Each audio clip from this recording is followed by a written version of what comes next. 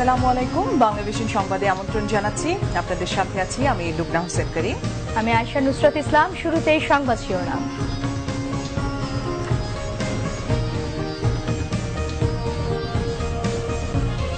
ভবিষ্যৎ আওয়ামী লীগের দলীয় প্রধান শেখ রেহানা এবং সরকার প্রধান সজীব ওয়াজেদ জয় ভালো করবে, মন্তব্য শফিক আহমেদ সিদ্দিকের।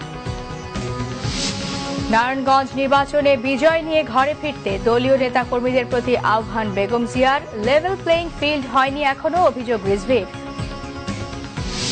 নারায়ণগঞ্জ সিটি নির্বাচনে সরকার বা আওয়ামী লীগ কোনো হস্তক্ষেপ করবে না, আশ্বাস ওবায়দুল কাদেরের। শহরের আইন শৃঙ্খলা রক্ষায় স্ট্রাইকিং ফোর্স বিজিবি মোতায়েন।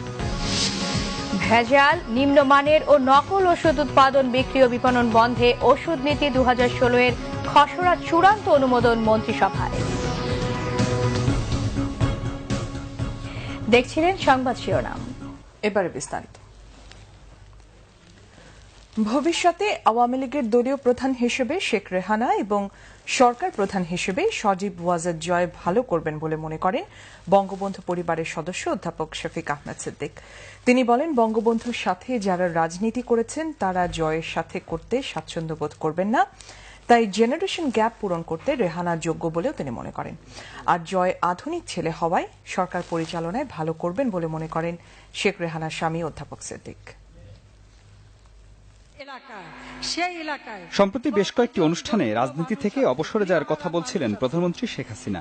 ভবিষ্যতে যদি তিনি অবসরে যান তখন কে হাল ধরবে আওয়ামী লীগ এবং সরকারের?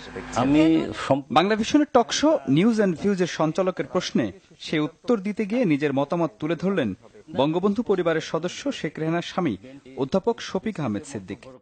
বঙ্গবন্ধুর সঙ্গে রাজনীতি করছে তাদের নিয়ে সরাসরি হাসনাপা কিন্তু রাজনীতিতে প্রথম দিকে কিছু ডিফিকাল্টি ফেস করছিল, যে জন্য তারপরে হাসনাপা নিজের টিম গঠন করছে। হাসনাপার সঙ্গে যারা রাজনীতি করছে আমার মনে হয় জয়ের সঙ্গে তারা থাকতে পারবে, মানে একই লোক মানানসই হবে না মানানসই। আমার মনে হয় রেহানা ব্যালেন্সিং ফ্যাক্টর হিসাব কাজ করতে পারে।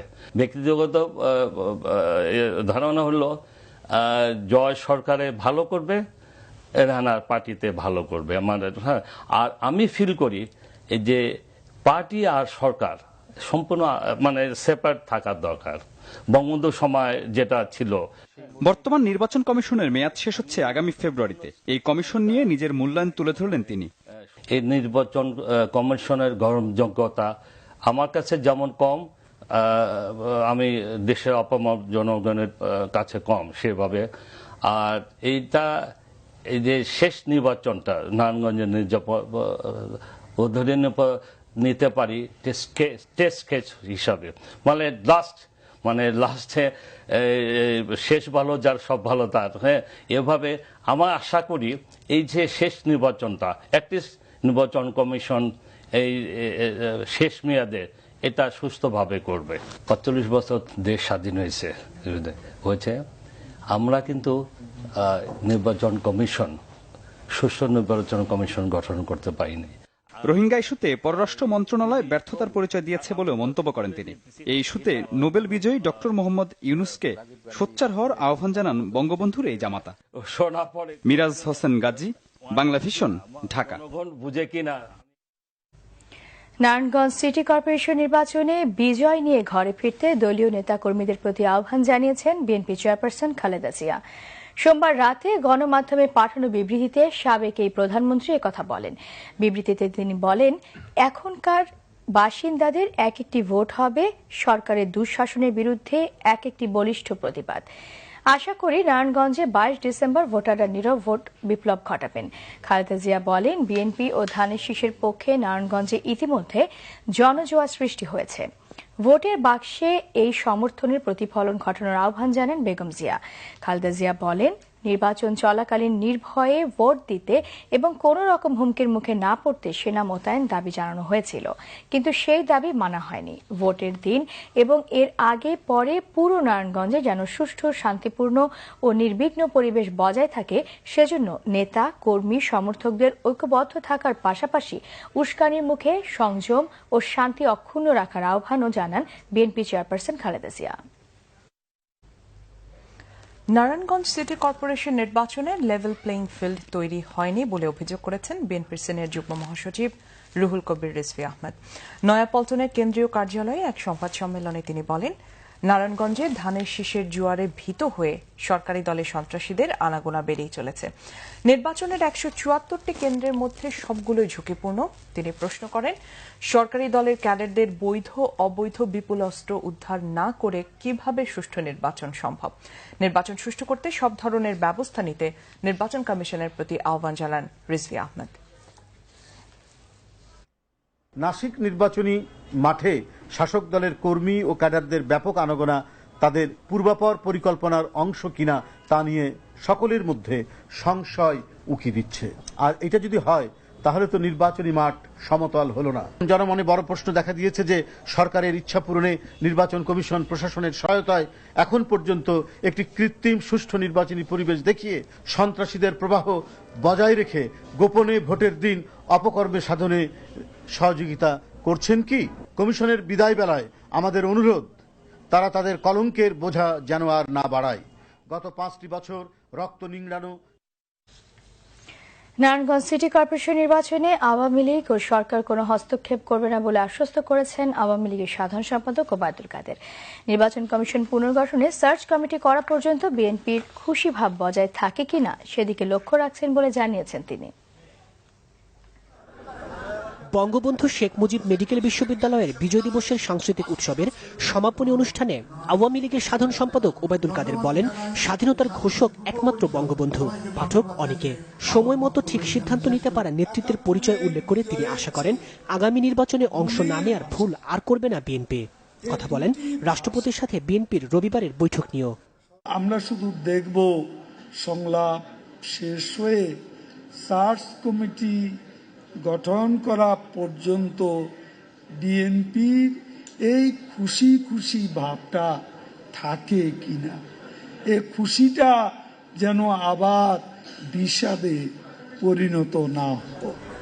আওয়ামী লীগের সাধারণ সম্পাদক দাবি করেন, নারায়ণগঞ্জ সিটি কর্পোরেশন নির্বাচনে সুষ্ঠু পরিবেশ বিরাজ করছে। আশ্বস্ত করেন 22 তারিখের নির্বাচন হবে অবাধ ও সুষ্ঠু। নারায়ণগঞ্জের জনগণ যাকে খুশি তাকে ভোট দেবে। সরকারের কোনো বাধা, কোনো প্রকার হস্তক্ষেপ আমাদের দল আওয়ামী লীগ, আমাদের সরকার কোনো প্রকার হস্তক্ষেপ থাকবে না। বিএনপির তো একটা অভ্যাস আছে, নির্বাচনে অংশগ্রহণ করার আগেই হেরে যায়। দেখেন না, কাল থেকে শুরু হয়ে যাবে গেল রে গেল। এদিকে বঙ্গবন্ধুর স্বদেশ প্রত্যাবর্তন দিবস উপলক্ষে আগামী 10 জানুয়ারি সোহরাওয়ার্দী উদ্যানে জনসভা করবে আওয়ামী লীগ। বিকেলে দলের ধানমন্ডি কার্যালয়ে এ উপলক্ষে এক প্রস্তুতি সভা অনুষ্ঠিত হয়।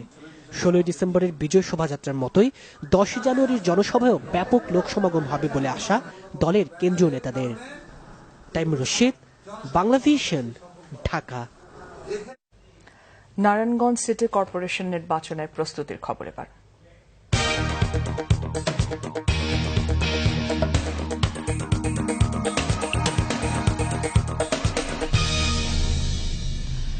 নারায়ণগঞ্জ নির্বাচনে ১৭৪টি কেন্দ্রের সবগুলোকে গুরুত্বপূর্ণ বিবেচনা করে মোতায়েন করা হয়েছে প্রায় ৮,০০০ আইন শৃঙ্খলা বাহিনী।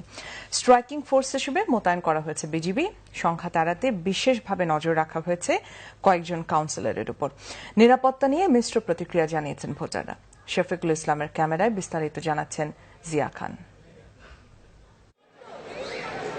22 ডিসেম্বর নারায়ণগঞ্জ সিটি কর্পোরেশন নির্বাচনে ১৭৪ কেন্দ্রে ভোট গ্রহণে কাজ করবেন ৪,০০০-এরও বেশি কর্মকর্তা। সুষ্ঠুভাবে ভোট দেওয়ার সুযোগ করে দিতে এসব কর্মকর্তার প্রশিক্ষণ দিচ্ছে নির্বাচন কমিশন। নারায়ণগঞ্জে এরকম কোনো উচ্ছৃঙ্খল হওয়ার মতন বা পরিস্থিতি খারাপ হওয়ার মতো কিছু আমি দেখি না। মোটো আতঙ্কিত নেই, কারণ আমাদের নারায়ণগঞ্জের আইন শৃঙ্খলা ব্যবস্থা খুবই ভালো। মনে হয় না তেমন কোনো সমস্যা হবে ইনশাল্লাহ। যার মতামত ব্যক্ত করবে সুন্দরভাবে, সেই ক্ষেত্রে আমরা এটা আতঙ্ক মনে করি না। রিটার্নিং কর্মকর্তা জানান, সোমবার থেকে 5 দিনের জন্য নারায়ণগঞ্জের আইন শৃঙ্খলা রক্ষায় অতিরিক্ত সদস্য মোতায়েনের কথা। কেন্দ্র, ভোট কর্মকর্তা ও ভোটারদের নিরাপত্তায় রয়েছে বাড়তি ব্যবস্থা। ভোট কেন্দ্রে এখন প্রত্যেক প্রিজাইডিং অফিসারের সঙ্গে 27 জন আইন শৃঙ্খলা বাহিনীর সদস্য থাকবেন, যারা মালামাল গ্রহণ করার থেকে 21 তারিখে তারা এই মালামালের সঙ্গে যাবেন, ভোট নেওয়ার দিনে আইন শৃঙ্খলা বজায় রাখবেন এবং তাদেরকে নিয়ে আসবেন। আইন শৃঙ্খলা বাহিনীকে নির্দেশ দেওয়া আছে, প্রিজাইডিং অফিসাররা যে রকম সহযোগিতা যখন চাবেন সেইভাবে তারা রেসপন্ড করবেন। 20 ডিসেম্বর মধ্যরাতে শেষ হচ্ছে প্রচারণা। এরপর থেকে বহিরাগতদের নগরে চলাচলের ওপরও থাকবে নিষেধাজ্ঞা। আমরা বহিরাগতদেরকে আর চাচ্ছি না। আমরা যেহেতু সময় দেওয়া আছে 20 ডিসেম্বর পর্যন্ত প্রচারণা করা যাবে, ঠিক আছে তারা করুক। আর এই নিষেধাজ্ঞা থাকবে কিন্তু 20 ডিসেম্বর রাত 12টা থেকে 24 ডিসেম্বর রাত 12টা পর্যন্ত। বৈধ অস্ত্র উদ্ধারের বিষয়ে নিষেধাজ্ঞা জারি হয়েছে, অবশ্যই এটি আর কেউ বহন করতে পারবেন না 19 ডিসেম্বর থেকে 25 ডিসেম্বর। এখনকার মতো শেষ পর্যন্ত নারায়ণগঞ্জে শান্তিপূর্ণ পরিস্থিতি থাকবে বলে আশা কমিশনের। শারমিন ইব্রাহিম, বাংলাভিশন, নারায়ণগঞ্জ। দর্শক দেখছিলেন শারমিন ইব্রাহিমের রিপোর্ট। শেষ সময়ের প্রচারণায় জমজমাট নির্বাচন নগরী নারায়ণগঞ্জ। আজ থেকে শহরের নিরাপত্তায় আইন শৃঙ্খলা বাহিনীর বাড়তি সদস্য মোতায়েন করা হলেও সন্তুষ্ট নন বিএনপির প্রার্থী অ্যাডভোকেট সাখাওয়াত হোসেন খান। সুষ্ঠু নির্বাচনের স্বার্থে আবারও সেনাবাহিনী মোতায়েনের দাবি তার। অন্যদিকে শান্তিপূর্ণ পরিবেশের জন্য নির্বাচন কমিশনের নজরদারি বাড়ানোর তাগিদ দিয়েছেন আওয়ামী লীগ প্রার্থী ডক্টর সেলিনা হায়াৎ আইভী। বিশেষ করে সিদ্ধিরগঞ্জ এলাকা নিয়ে শঙ্কার কথা জানিয়েছেন তিনি। নারায়ণগঞ্জ ঘুরে রিপোর্ট করছেন শারমিন ইব্রাহিম, ক্যামেরা ছিলেন জহুরুল হক জনি। দর্শক দুঃখিত, রিপোর্টটি কিছুক্ষণ আগেই দেখানো হয়েছে। চলে যাচ্ছি পরের সংবাদে। নারায়ণগঞ্জ নির্বাচনে 174টি কেন্দ্রে সবগুলোকে গুরুত্বপূর্ণ বিবেচনা করে মোতায়েন করা হয়েছে প্রায় 8000 আইনশৃঙ্খলা বাহিনী। স্ট্রাইকিং ফোর্স হিসেবে মোতায়েন করা হয়েছে বিজিবি। সংখ্যা এড়াতে বিশেষভাবে নজর রাখা হয়েছে কয়েকজন কাউন্সিলরের উপর। নিরাপত্তা নিয়ে মিশ্র প্রতিক্রিয়া জানিয়েছেন ভোটাররা। শফিকুল ইসলামের ক্যামেরায় বিস্তারিত জানাচ্ছেন জিয়া খান।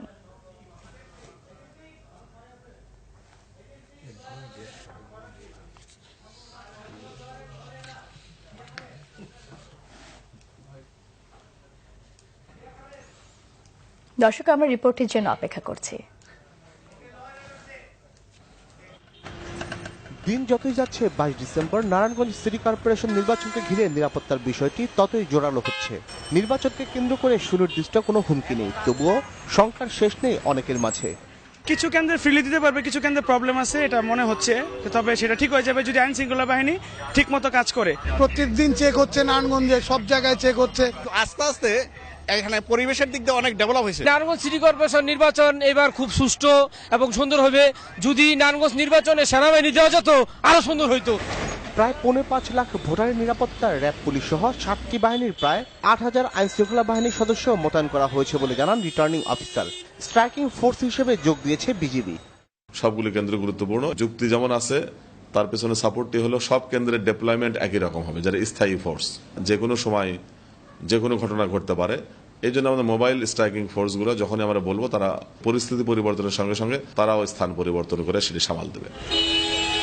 174টি ভোট কেন্দ্রের মধ্যে বেশিরভাগ কেন্দ্রকে ঝুঁকিপূর্ণ না বলে সবগুলোকে গুরুত্বপূর্ণ বলছে আইন শৃঙ্খলা বাহিনী। নজর থাকছে কাউন্সিলরদের উপর। হয়তোবা কাউন্সিলর প্রার্থীদের মধ্যে প্রতিদ্বন্দ্বিতা বেশি, আমরাও এই দিকটাকে নজর রেখেই কাজ করছি যাতে করে কেউই কোনোভাবেই পরিস্থিতিটাকে ঘোলাটে করার চেষ্টা করতে না পারে। 20 থেকে 23 এই 4 দিনের পরিস্থিতি বিবেচনায় নিয়ে নিরাপত্তা পরিকল্পনা নেওয়া হয়েছে। অলমোস্ট 8000 পুলিশ এবং অন্যান্য আইন শৃঙ্খলা রক্ষাকারী বাহিনীর সদস্য থাকবেন। ভোটাররা যাতে নির্বিঘ্নে যাওয়া আসা করতে পারে সেজন্য যে মোবাইল টহল দলের ব্যবস্থাপনা, আর পাশাপাশি আমাদের সাদা পোশাকে গোয়েন্দা নজরদারি এবং ডিবির টিম, ডিএসবির টিম কাজ করবে। 20 ডিসেম্বর মধ্যরাতে শেষ হচ্ছে প্রচারণা। এরপর থেকে বহিরাগতদের নগরে চলাচলের ওপরও কড়াকড়ি আরোপ করা হয়েছে। পাশাপাশি বৈধ অস্ত্রের ব্যবহারের ওপরও জারি করা হয়েছে নিষেধাজ্ঞা। শীতের তাপমাত্রা কমতির দিকে থাকলেও 22 ডিসেম্বর নির্বাচনকে ঘিরে ভোটারদের মাঝে উত্তাপ বাড়ছেই। হাই ভোল্টেজ ইলেকশনে প্রার্থী বাছাইয়ে ভোটারদের মাঝে ভিন্নতা থাকলেও নিরাপত্তার প্রশ্নে সকলে এক।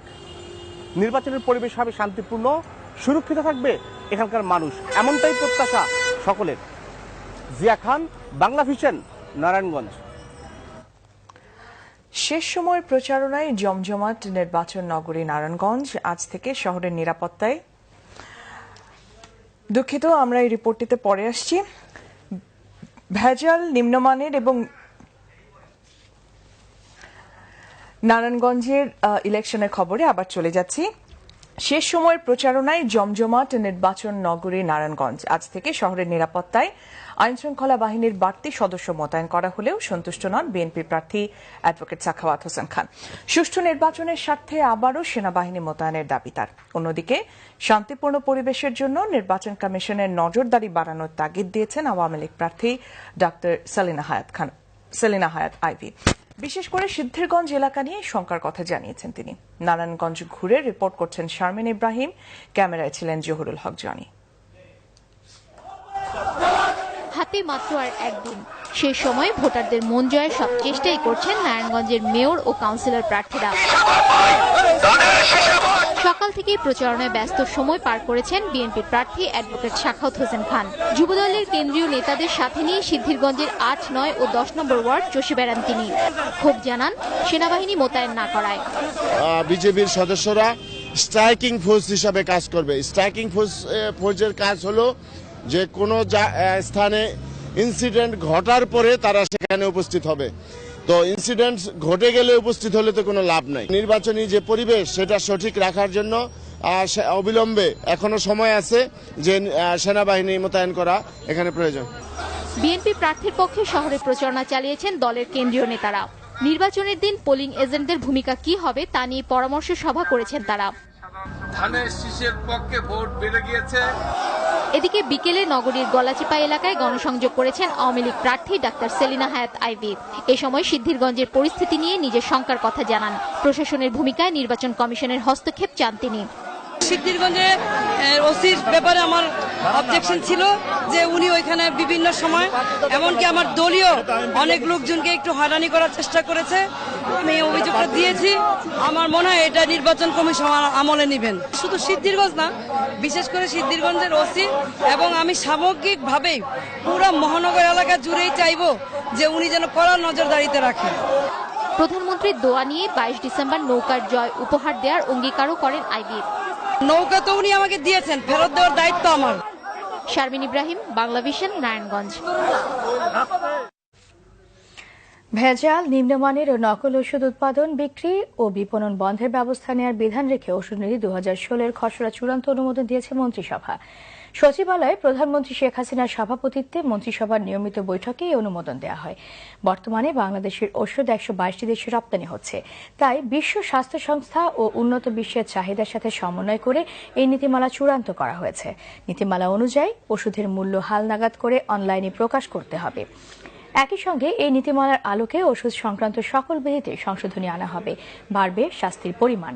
এছাড়া মন্ত্রিসভার বৈঠকে কস্ট অ্যান্ড ম্যানেজমেন্ট অ্যাকাউন্টেন্টস আইন 2016, নজরুল ইনস্টিটিউট আইন এবং জাতীয় ক্রীড়া পরিষদ আইন 2016 এর খসড়াও অনুমোদন দেওয়া হয়েছে।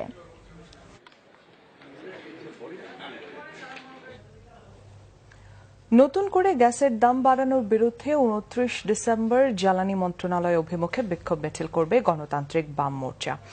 সোমবার রাজধানীর নির্মল সেন মিলনায়তনে এক সংবাদ সম্মেলনে দলের পক্ষ থেকে জানানো হয়, 29 ডিসেম্বর বিক্ষোভ মিছিল শেষে পরবর্তী কর্মসূচি ঘোষণা করা হবে। এছাড়া 22 ডিসেম্বর থেকে 28 ডিসেম্বর গ্যাসের দাম বাড়ানোর প্রস্তাবের বিরুদ্ধে প্রচারাভিযান চালানো হবে বলে জানানো হয় সংবাদ সম্মেলনে।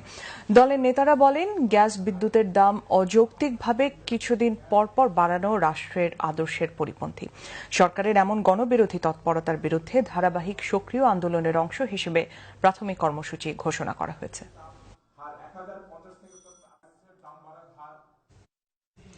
গ্যাসের দাম আবার বাড়ানো হলে $50 বিলিয়ন পোশাক রপ্তানির টার্গেট পূরণ কঠিন চ্যালেঞ্জে পড়বে শঙ্কা রপ্তানিকারকদের। ন্যূনতম মজুরি বৃদ্ধির দাবিতে আশুলিয়ায় 22টি কারখানায় কাজ বন্ধ রেখে চলমান শ্রমিক আন্দোলন পোশাক খাতকে আরও সংকটে ফেলবে বলে মনে করেন তারা।